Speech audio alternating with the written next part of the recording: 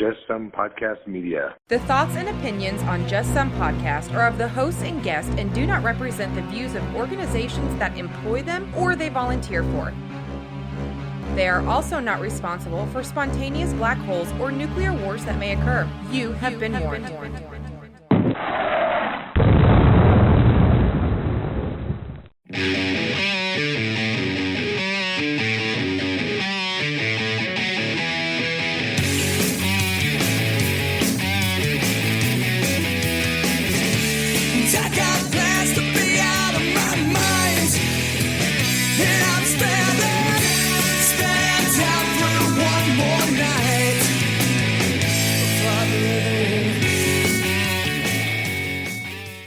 Welcome, everybody, to another fun-filled and exciting episode of Just Some Podcast. This is Tom.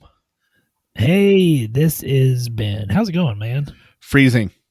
10-4 on that. It is cold. Now, in all fairness, it is much colder where you are at than where I am at, which is weird, but it is true. A little bit, yes. Yeah, I mean, not by a lot, like 20 degrees colder. So it is currently a balmy 10 degrees and snowing where I'm at. Okay, so I was wrong because when I last looked, it was like -4 there, and it's 16 here. So I was like, oh, Well, yeah, earlier it was like -15 here, so that was this morning. Yeah, yes. So good Antarctic times. Yes, not only is it freezing, but all the snow, the roughly 7 to 8 inches of snow we've got here, it's gotten cold enough that I walked outside earlier and I didn't sink into the snow. Like the top layer had frozen. So after about 2 steps, all of a sudden my foot goes down and then I'm in a bunch of snow. So that was an odd, and I am sure going to make tomorrow's commute to work extremely fun. So I am just looking forward to a packed day of hypothermia. There you go, Ben. Now, why would you? That's why we decided to do this episode, Tom, was we thought it was very timely with a large portion of the country currently experiencing very cold temperatures. Yes, which I'll talk more about later, because that, spoiler alert, is going to be our story that you may have missed that no one's actually probably missed. Well, I think hypothermia, and I was also looking up stuff on Frostbite. I thought that was, topical to what we're going through as a country, except for people in the other hemisphere. Damn Australians, probably enjoying their nice summer weather right now. But otherwise, really proud of my health system. Like most of the offices, they closed everything down for cold weather and switched us to telehealth, protect the staff and the patients, and it was just it was a good response. It wasn't like they were waiting around to see what happened. They just said, we're going to do this. So I was very proud to be part of a system that was proactive like that. And for a person that hates summer, I should say I hate summer. I'm a big guy. I'm not built for hot weather. I am ready to be out of snow. I 100% concur with that, good sir. Yes. Though I do have my internally built parka that I wear 24 hours a day, but snow. I'm ready for fall. Like I like fall type of cold. I don't know about 16 degrees and 8 inches of snow cold. Like that's a problematic cold. Yeah, we actually closed my clinic here locally, and I transitioned back to the larger kind of the mothership to kind of conserve gas and electric in our area, because that's a shortage that we're dealing with here currently. So it's everything's just kind of been an upheaval right now, and I'm going to be real honest with people. This episode's probably not going to be a whole lot of editing to it, just because I have many, many hats, and I've worn a multitude of them since Sunday, and frankly, I'm tired. So there won't be much editing. He is tired, and Ben's got shit to do, people. So we will try and keep it as straight and narrow as possible, but stuff happens. It does happen. Speaking of happening, Tom, our social media is, just crazy fun. You should be joining us there. We're on Facebook, Instagram, Twitter, and YouTube, all at Just Some Podcast. Our website's www.justsomepodcast.com. Our email's admin@justsomepodcast.com. Don't forget to check out our other shows that we have, Buried Pleasures with Polly and Amazing and Nurse Papa with David. Tom, if they wanted to help us out, what else could they do? Well, the first thing they could do was stay inside and keep themselves warm. Yep, that would be the first thing. Second thing they could do is while they're inside, they could go to their favorite online shopping service, which is most likely Amazon. They could go there after they go to our webpage, click on our affiliate link, and then they could do all their shopping. Helps out the show, doesn't cost them a thing. Everybody wins. So, winning. Well, Tom, I kind of alluded to it earlier and gave a spoiler alert, so let's just jump right into our story that you may have missed that, like I said, no one has actually missed. Or if you have missed it, you're in another country, and so we're going to let you know about it now. So there is a cold front that has encompassed a large portion of the country, and when I looked at the map, I knew that the Midwest was kind of was affected, but this is very impressive, Tom. Basically, if you look at it, if you take a V shape and you go from Idaho down to Texas, and then from Texas, Louisiana, up to Maine, that is consistent low temperatures below zero Sunday through Tuesday the last few days. So we're talking a large majority of the country. Because of this, there has been multiple issues with utilities, including electricity and gas. Currently, when I pulled it up on poweroutage.us, there are about 3.7 million people currently, as we're recording this, without power. The majority of those are in Texas. 3.2 million currently in Texas that do not have electricity. In sub-zero temperatures is not a good mixture. Currently, at least 23 people have died in storm-related incidents since this all began. And the interesting story that I kind of figured that we would tie everything into that is the large number of patients that presented to the Houston emergency rooms poisoned by carbon monoxide. Two Houston ERs treated about 100 cases of carbon monoxide poisoning over a 16-hour period from Monday to Tuesday. This is a huge spike as they generally only see about 100 cases per year, not 100 cases in 2 days. They were concerned about potentially running out of treatment options. People with severe cases of carbon monoxide must be placed into hyperbaric chambers to receive oxygen, and there's only a handful of those available within the Houston area. Dr.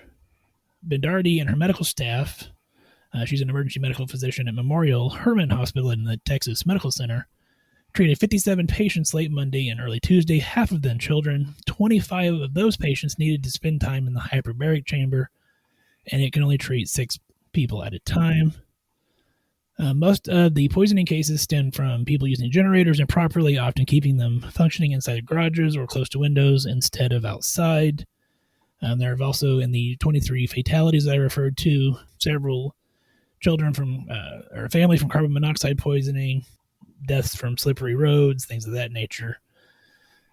But yeah, Tom, it's gripping the country. It's caused electricity blackouts in our area. Of course, the large portion of Texas without power as well for an extended period of time. They're going on almost 48 hours with no electricity. And, natural gas prices are absolutely through the roof, causing all kinds of havoc. So, Tom, that was just a great story that we wanted to lead off with. So what are your thoughts? My thoughts are, well, one of the things that you just said, and we know we both have a mutual friend that lives down in Texas that I've been in contact with. And at first it was rolling blackouts. Like, each neighborhood was taking turns basically getting power for a little while so they could keep their houses warm. And then he stated throughout the night, power never came back. So their house was approximately 30 degrees when they finally got power back this morning. So it's not just a story when you know a person that's going through this. Yeah. So that's the first thing. The second thing you mentioned is companies that are taking advantage of people and jacking up prices and price gouging. Like, we don't tolerate it when people loot after a hurricane, and we don't tolerate people that do that for emergency supplies, that send that stuff down to natural disasters. But suddenly it's okay for a company to get rich by screwing over people by jacking up prices on natural gas, propane, whatever you want to say. Like, all of a sudden, suddenly, magically, the prices go up in the wintertime when you need it most. And I think if there's something that needs to be done, that's one thing that needs to be done, is regulation of that. But that's me. And just because I kind of have some more intimate knowledge of that, kind of what Tom was referencing, there are several natural gas pipelines that provide natural gas to cities across the United States. Those prices were about $3 on average prior to Tuesday, Wednesday last week. And overnight, they went up almost, or over 100 times, to close at almost $300 per unit, as opposed to $3, which obviously, as you, I'm sure, are well aware, that's going to pass that on to the companies that are purchasing that, the municipalities, the cities that are trying to purchase that gas, and ultimately, unfortunately, that's also going to get passed on to the end user, or the citizens and customers that are going to end up paying that price, unless states and the federal government can step in and stop some of this. Yeah, not one for having the government control a lot of things, but certainly that's their job, is to at least regulate things so things stay even. And this seems to be an area that is a complete failure. So for all those that are suffering from lack of local government planning ahead for power outages, to other local governments that are dealing with corrupt systems that are causing them issues, I wish you all well. I hope we all get through this together. And people are going to suffer from things like hypothermia and frostbite due to this weather. So I'm glad we are doing this show tonight. I am too, and I feel that I said that was kind of a timely, with what's going on in a large portion of our country anyway. So we're going to try to make this an educational episode and try to provide a lot of good information on hypothermia and frostbite, as Tom alluded to. Hypothermia is caused by prolonged exposures to very cold temperatures. When you're exposed to cold temperatures, your body begins to lose heat faster than you can produce it. Lengthy exposures will eventually use up your body's stored energy, which then causes your body temperature to lower. By definition, it's defined as a core temperature below 95 degrees Fahrenheit, and then beyond that, it goes into mild, moderate, and severe hypothermia. And just to give those temperature breakdowns, just so you're kind of aware, and then we can go into signs and symptoms, Tom, that you can, if you have that information, you can cover that. Mild hypothermia is 90 to 95 degrees, and again, this is, we're talking core temperature, core body temperature. Moderate hypothermia is 82 to 90 degrees, and severe hypothermia is anything below 82 degrees core temperature. Yeah, if you're below 82 degrees core temperature, you're not going to have a good time. So, yeah, we're going to talk about some of the things that you need to watch for, and then we're going to talk about some of the things for treatment. So some of the websites that you can look this up that we got, at least I know I got some information from, starting with like the American Academy of Family Physicians. So when you're in that mild stage, that 90 to 95 degrees Fahrenheit of body temperature, or 32 to 35 degrees Celsius, you're going to actually have some hypertension. You're going to have some shivering. Your heart rate's going to go up, and your breathing rate, good Lord, is also going to go up. Okay. You're going to also start to notice signs in yourself or those around you of impaired judgment. And that's just as your body temperature starts to go down. When we go into that moderate phase, if you are unable to get the patient warmed up, or yourself warmed up, if that might be the case, and you get down into that 28 to 32 degrees Celsius, or that would be roughly 82 to 90 degrees Fahrenheit, you're actually going to go the opposite way. So you're going to get a decreased heart rate. You're going to get a decreased respiratory rate. you're also going to stop shivering. So at first, everything's going to ramp up. And then as you get worse, you're going to notice that decreased. And one of the other things that's going to decrease is possibly your level of consciousness. So that's also something that you need to be aware about with yourself or those around you.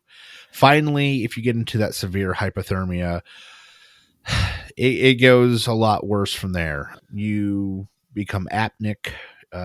You possibly will fall into a coma. Your pupils stop reacting. You can get pulmonary edema. And then finally, your heart rate may stop. So those are some of the things that we would say what to look for or what's going to happen as you get through those stages.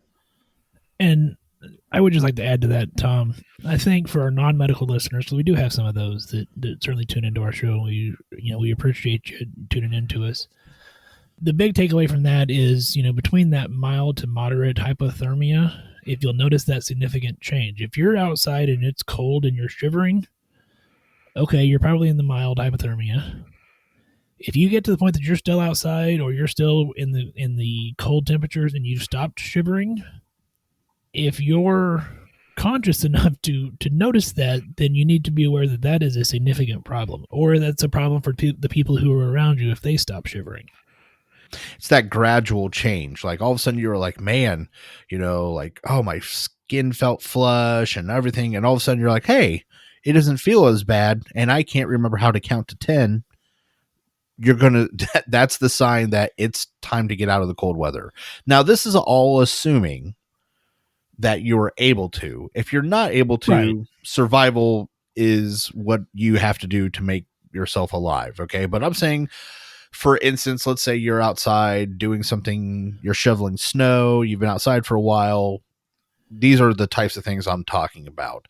Obviously, most people won't get into that moderate for just being outside for a short period of time, but I'm saying best case scenario. Now, obviously, worst case scenario is you got to do what you got to do. But if you've been outside and you've been doing some stuff and you're like, hey, I don't feel as cold anymore. What was I doing outside in the first place? That's your sign. You need to go back in and start warming up. Yeah, the heat in your body, of course, is generated through cellular metabolism, lost through your skin and lungs via either evaporation, radiation, conduction, or convection. Of these, convective heat loss to the cold air and conductive heat loss to water are the most common mechanisms for hypothermia.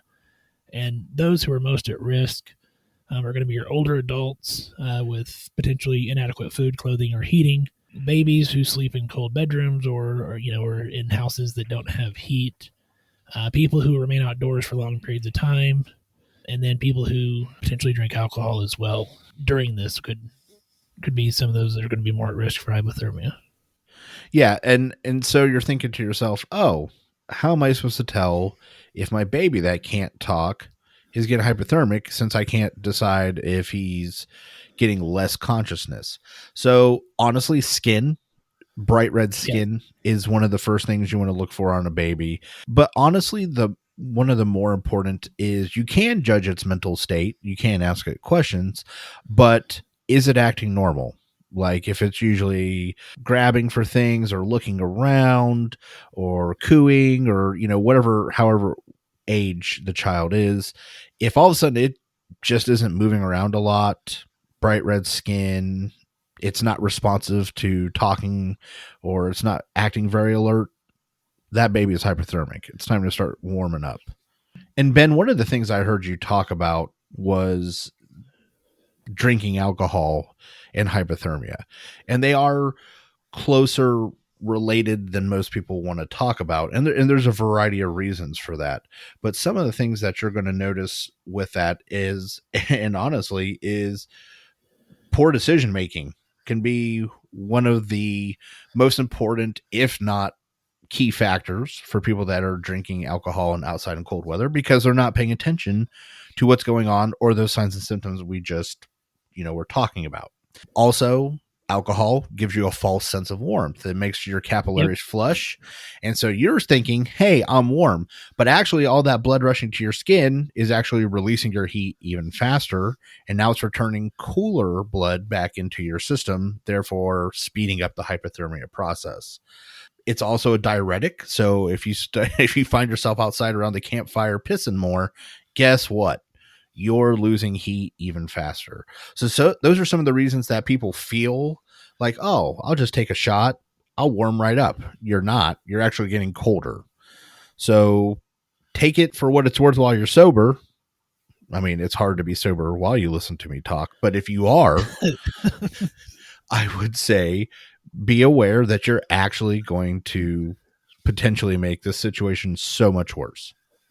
Are you ready to jump into like Treatment and temperature measurements and things of that nature? Well, I mean, if you're ready, I'm ready. Well, so in my research, and I can remember in my time in ER, of course, we use rectal temps for hypothermia patients when they come in. Yeah, that rectal probe that gives us an idea of the core temperature. So those of you in emergency medicine, ERs, things of that nature, effective diagnosis and management of hypothermia depends. You can't use like a normal standard thermometer. Most of those stop reading at about 93 degrees.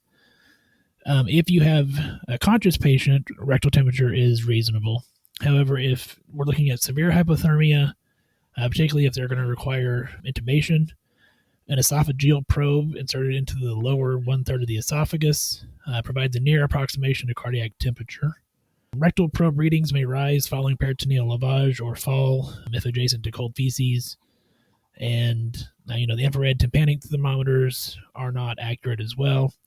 The other thing that I found interesting was, bladder temperature is another way to obtain temperatures. Bladder and rectal temperatures should not be used in critical patients during rewarming because changes in rectal and bladder temperatures significantly lag behind core temperature changes during rewarming. Core temperature may be increasing in response to rewarming while rectal and bladder temperatures are still dropping.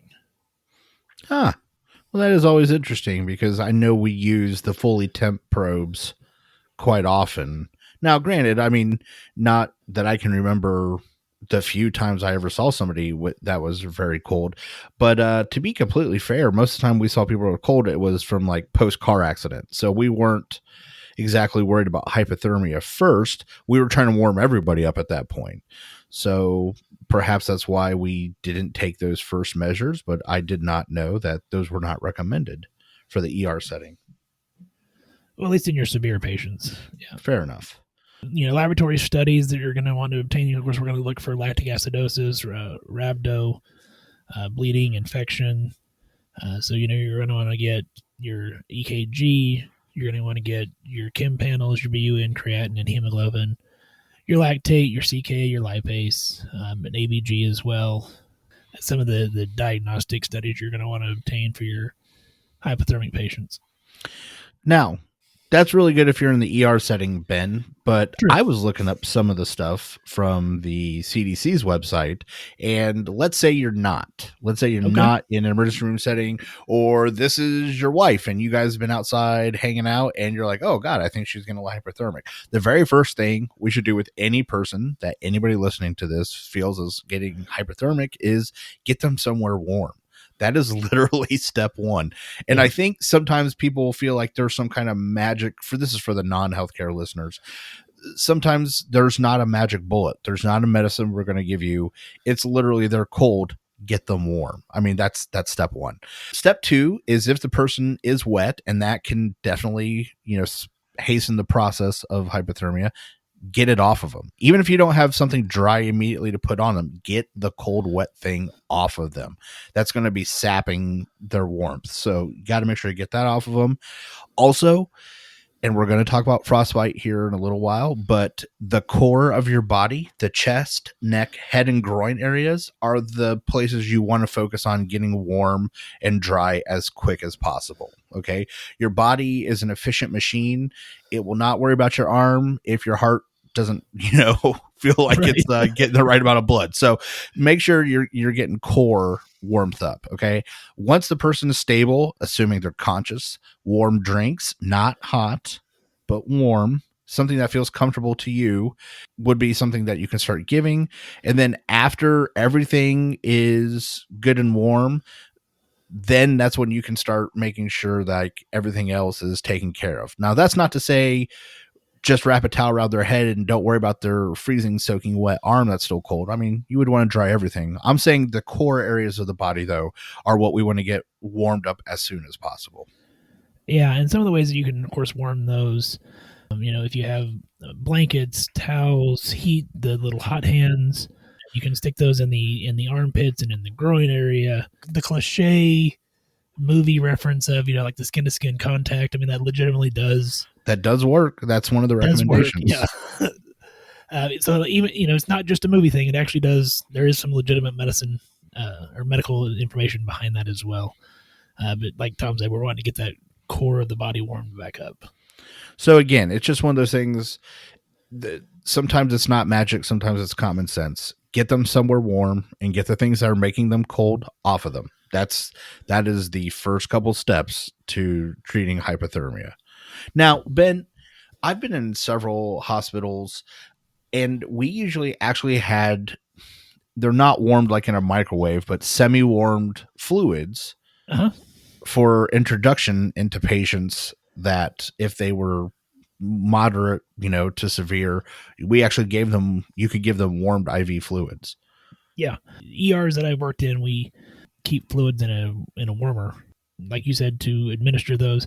The other time that I've actually used those, and it's not frequent by any means, but I have actually used those warm fluids like that and irrigated the bladder to try to warm the body up.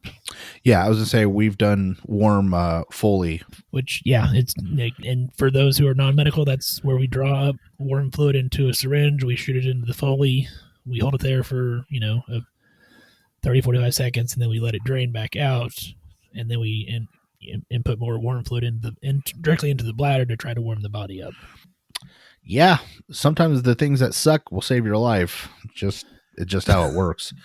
And if you are, out and about, like Tom said, before we get to the hospital setting, if it is someone who's in severe hypothermia and they don't have a pulse or they're not breathing, perform CPR even if they appear dead in a hypothermic state. I'm not saying like in general. Let me clarify that. I guess there have been cases of hypothermia patients who appear to be dead but can still be successfully resuscitated.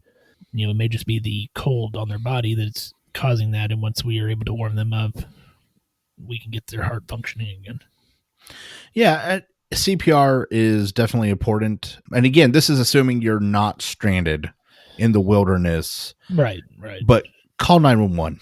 If in doubt, call 911. Please call 911. We're giving practical steps for, mild cases, or if you're non-healthcare, or if you are healthcare, this is for, hey, these are things you may want to keep in mind when you're seeing patients that are probably going to be cold if they're coming to see you. So granted, the chance of getting hypothermic in your car on your drive there are pretty low, but still, this is something that you can talk to your patients and educate them on some of the things that they should be looking for if they have any questions. So this is, I kind of jumped ahead earlier. Now are you ready to jump into like hospital treatments? Yeah, I am. Yeah. Okay. Well, in the hospital setting, of course, if you think back to if you're a nurse, you think back to TNCC, or you even think back to ACLS or your CPR classes. What's the first thing that they teach you? ABCs, airway, breathing, circulation. If you don't have airway, breathing, circulation, you don't have anything. So, of course, that's going to be your priority, is ensuring we have an open airway, that they're breathing in, that we have blood circulating. Beyond that, Tom, we want to start trying to rewarm them as soon as possible. There's a couple of different types of rewarming techniques. There's passive external rewarming, active external rewarming, and active internal core rewarming. And the degree of hypothermia determines kind of the techniques that are implemented. So passive external rewarming is a treatment of choice for mild hypothermia. And that's kind of like what we talked about earlier with in the outpatient setting or the out of hospital setting.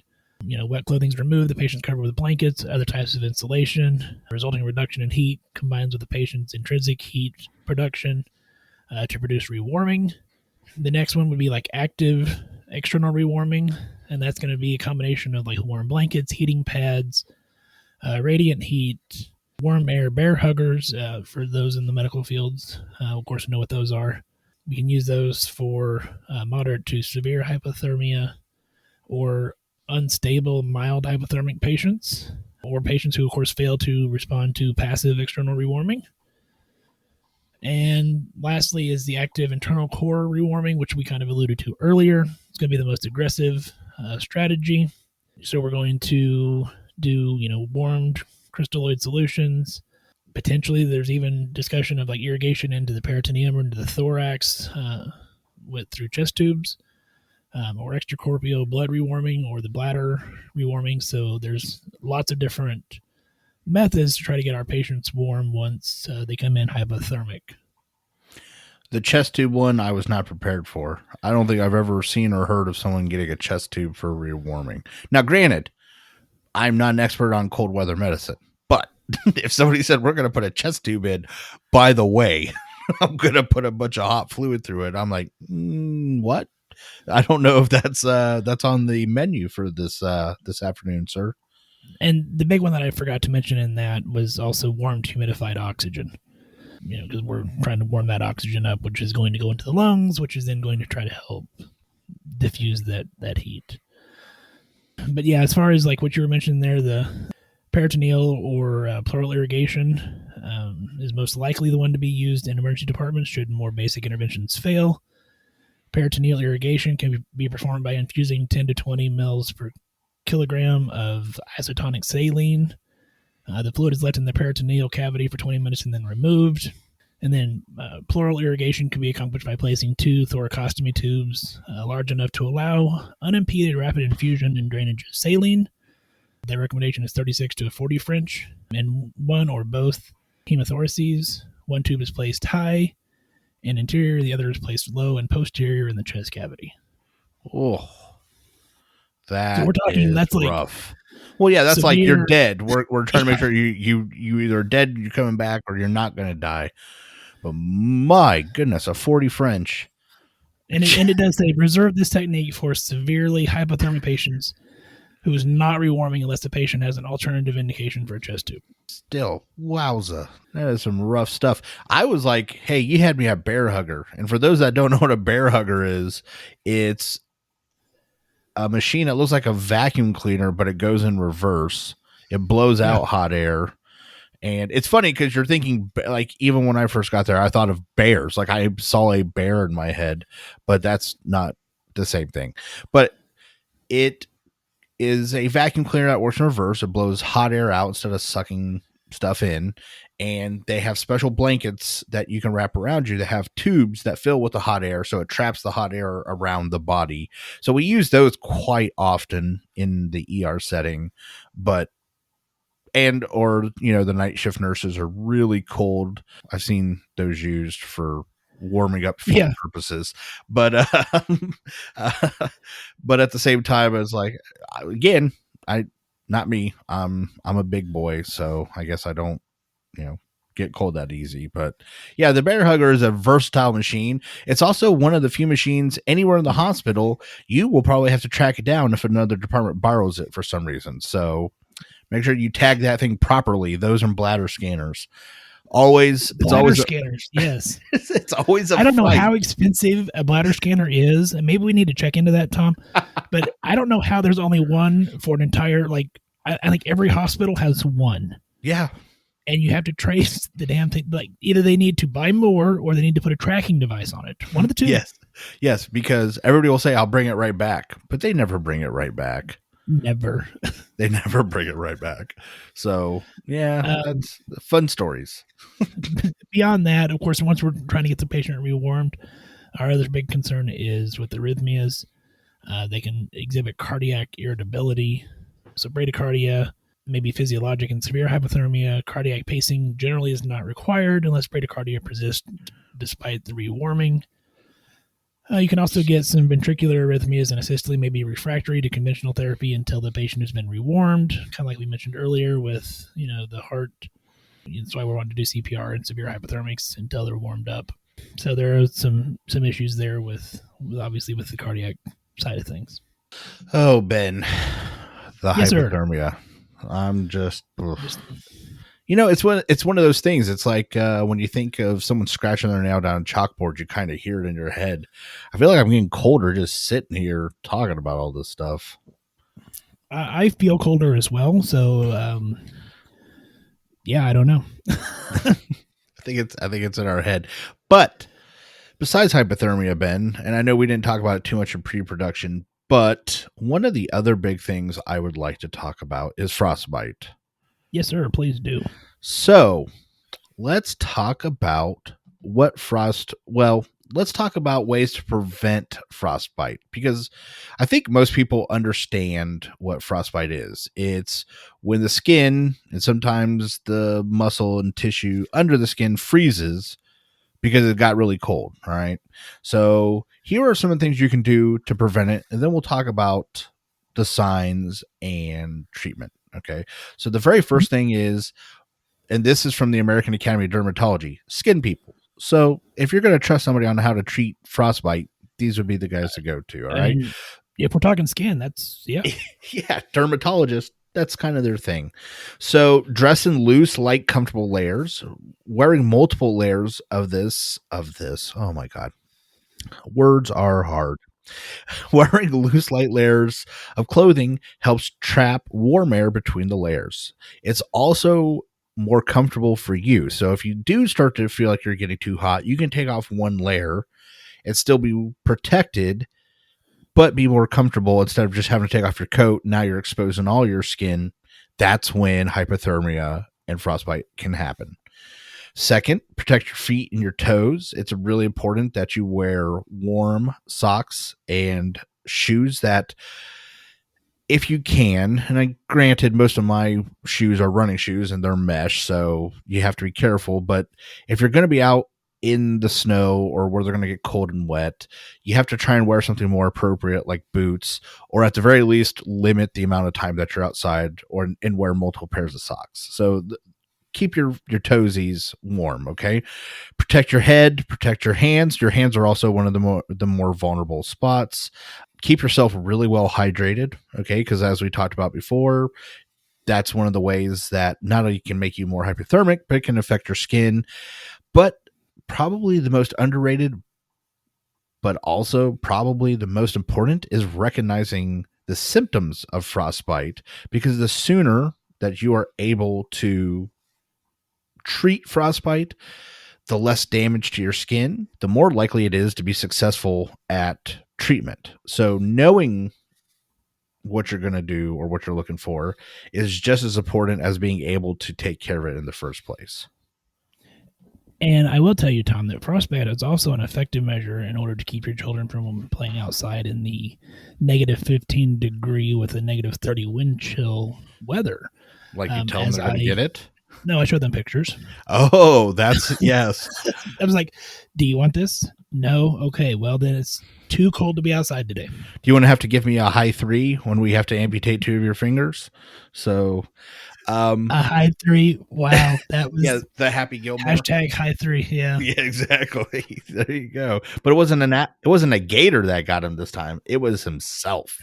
So we talked about some of the things. So let's talk about real quick. Again, this is from our friends at the CDC.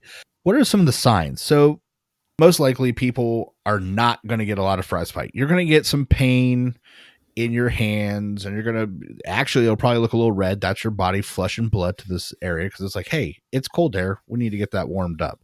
So, make sure you got on some gloves, but most people aren't going to get true frostbite. You're going to get some uncomfortableness. However, let's say all of a sudden, hey, it doesn't hurt quite as bad. Numbness is one of the signs of frostbite. So if your hand goes from, it just stings a little bit because it's super cold, to it doesn't hurt as bad now, I must be getting used to the cold weather. No, you're probably damaging your skin. Second would be looking at the skin. If it's turning white or grayish to yellowy type, wherever the exposed skin is, definitely starting to show signs of frostbite. The last one and they're not really ranked, but the last one that most people will start to notice is that your skin will actually start to get hard, and they say sometimes it feels waxy.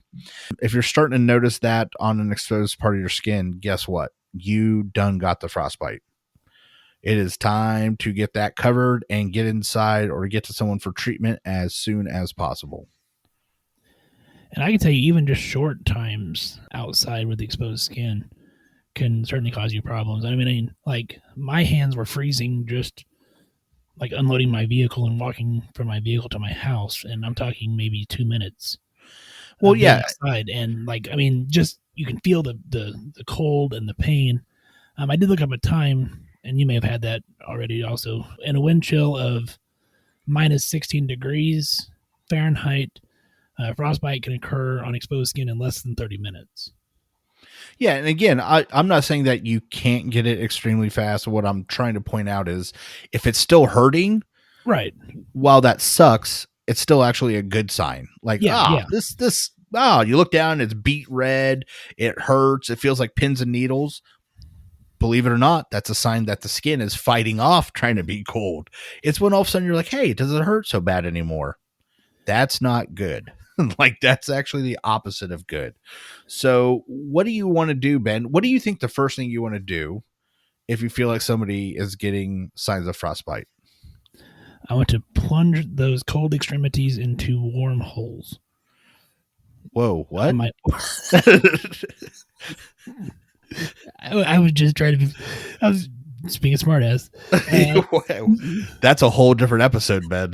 That's a Pollyanna episode. So. My bad. Never mind. Carry on. No, I mean, obviously you want to get out of the temperatures. What do you know? Just as with hypothermia, treatment of frostbite involves getting in to warmth as soon as possible. One of the things I never thought about when I was researching this is, unless it's absolutely necessary, if you feel like your toes are the ones that are becoming frostbitten, do not walk on them. This will actually increase the amount of damage that is being done to the skin. Also, any of the affected areas, don't rub them. Do not massage them. Again, this pressure on your skin when it's already damaged can actually make it worse.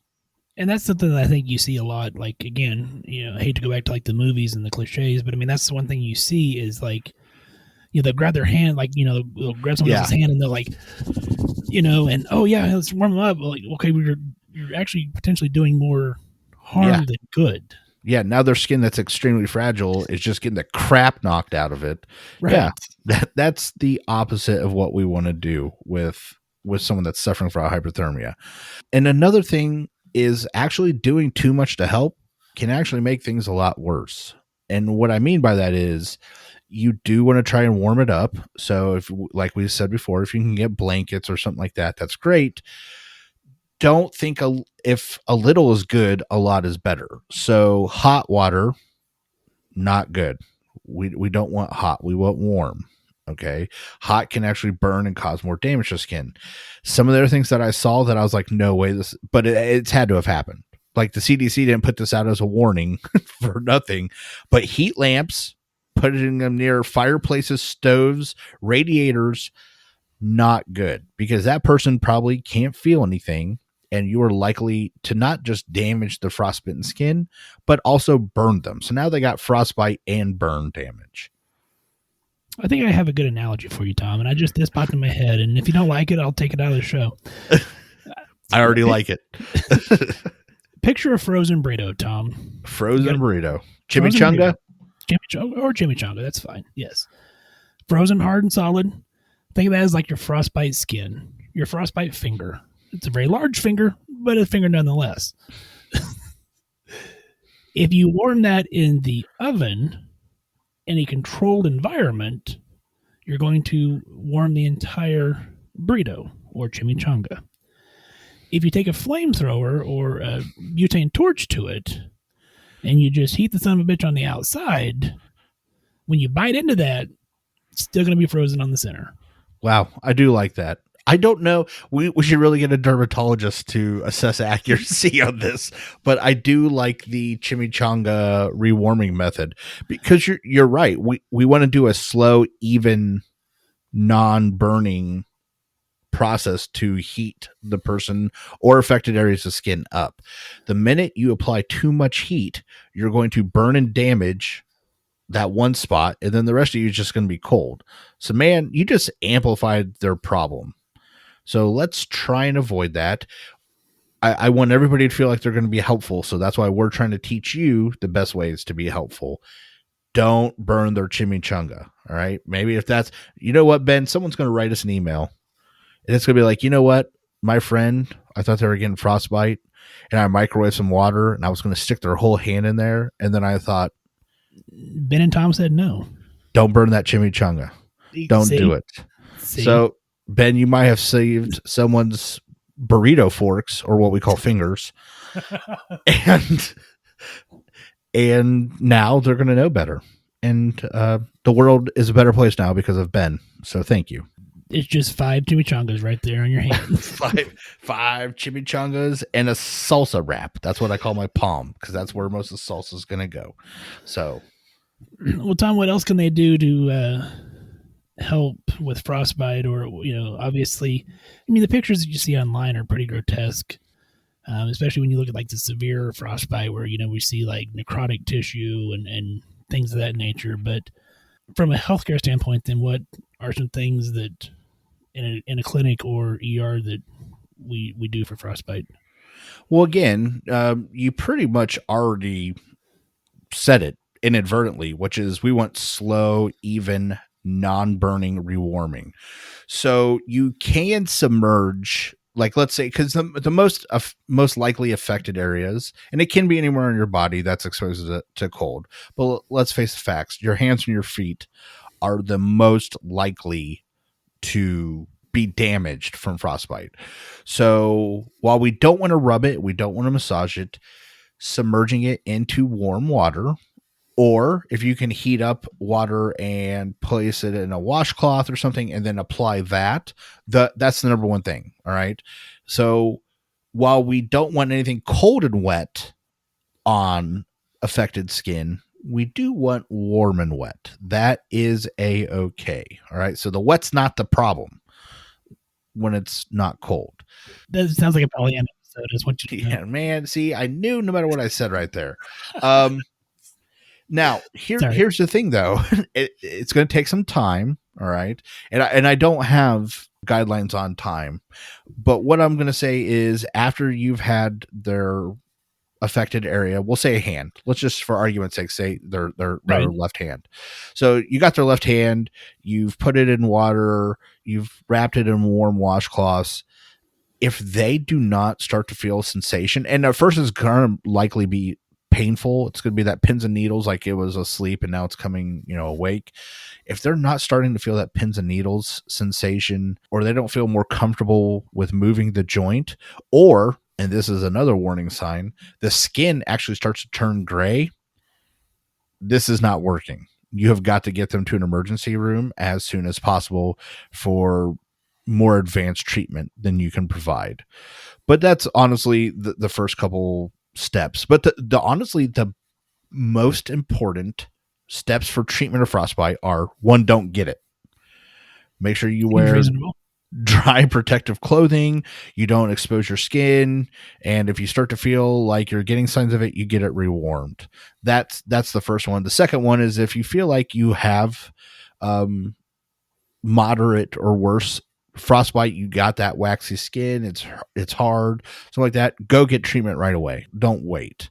So those are, honestly, prevention in this case is the most important treatment. Yeah, and I would kind of echo what Tom said there, as far as, there's some things like if you've sneezed once and you've had half a cough, you probably don't need to run to your local emergency room to try to get that azithromycin prescription. But we know you're going to, though. Not everybody. But in cases of cold type injuries, whether it be hypothermia or frostbite, these are critical, potential life-threatening injuries, and time is of the essence. These are the types of emergencies that you need to seek medical treatment sooner rather than later. So, Ben, there is one more weird, actually rare symptom that can happen with hypothermia, and it's called paradoxical undressing. You had me at weird, sir. So in some rare cases, people suffering from extreme cold, or they are hypothermic, will begin to feel like they are hot.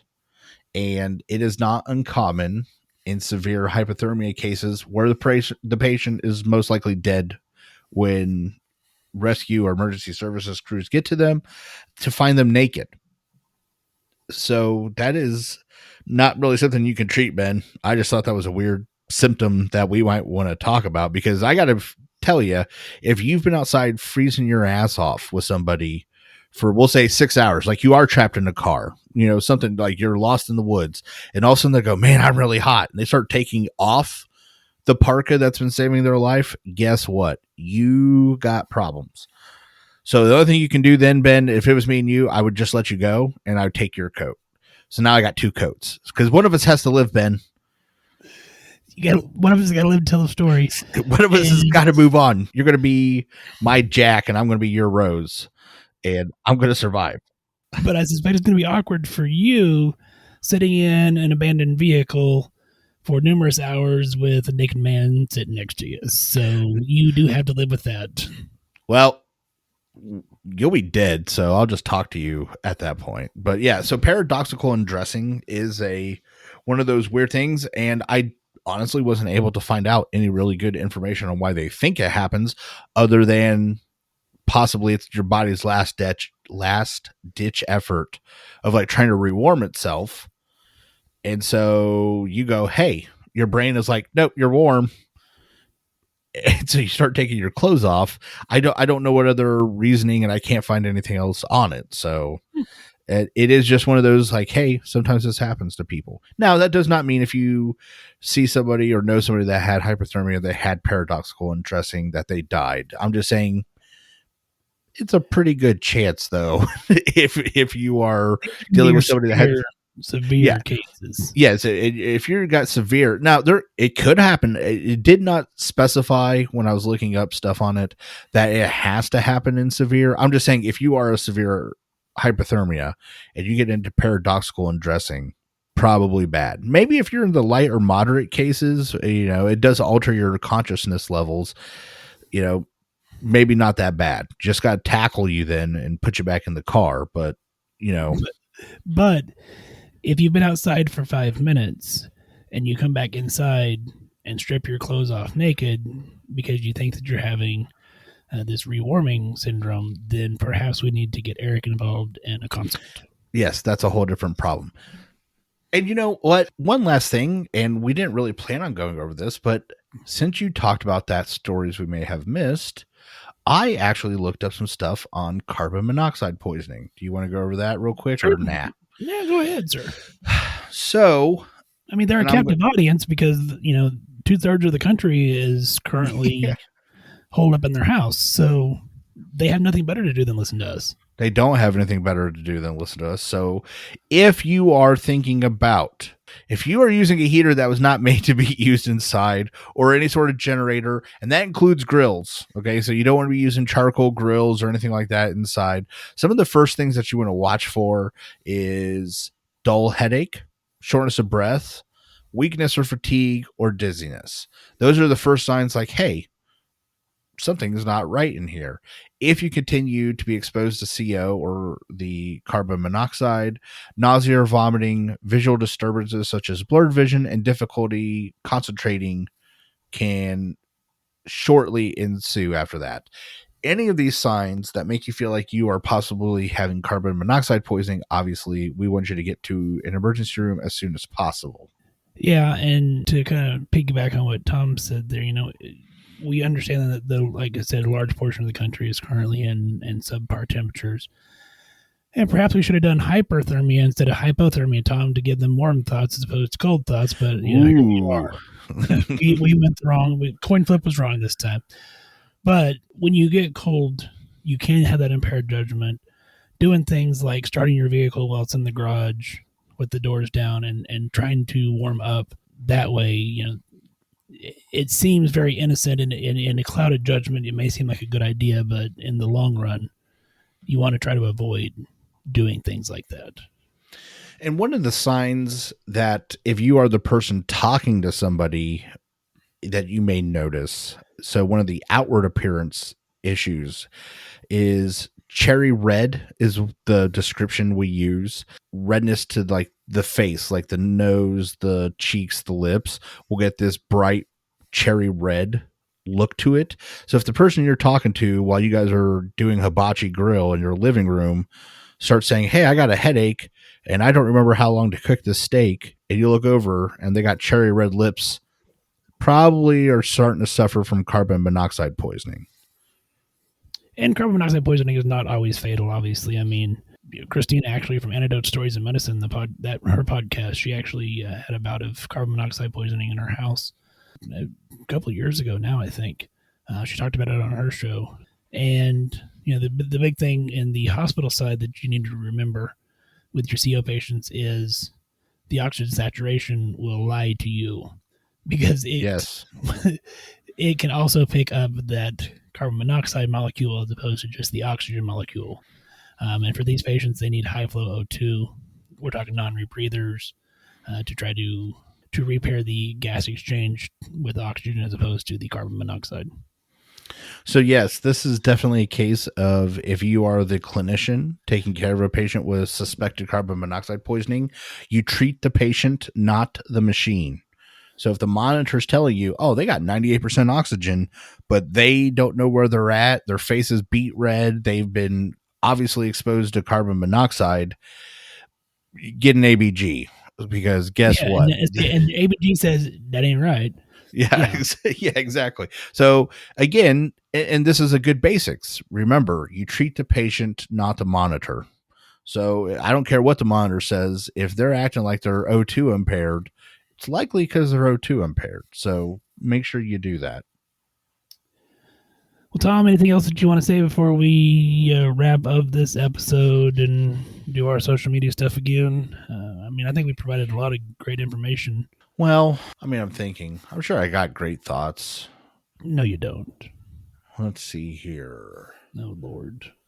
What's colder than outside right now? The Nobel Peace Prize award-winning committee, because they still haven't called me, so that makes them pretty cold. I could mute his mic, guys. It's not a problem. What else would be cold? The vacuum of space, such as where the International Space Station is, because they still haven't got back to me yet. So there's that.